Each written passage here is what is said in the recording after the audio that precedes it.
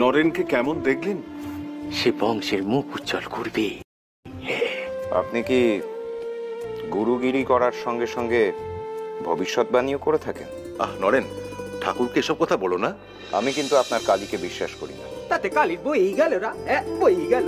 Strange, আমি আপনার উপাস্যা কালীকে বিশ্বাস করি না, মানি না, সেটা শোনা সত্ত্বেও আপনি আমার উপর রাগ করলেন না? এক ফোঁটাও না রে, এক ফোঁটাও না। তুই তারে বিশ্বাস করিসনি বলে কি সে তোরে ফেলে দেবে রা? তুই তারে বিশ্বাস না করলেও সে যে তোরে সপক্ষণ দেখছে রা। কোনো বেটা যদি তার মায়ের উপরে রাগ করে খাওয়া দাওয়া ত্যাগ করে দেয়, তখন কি মা গপ গপ করে খেতে পারে?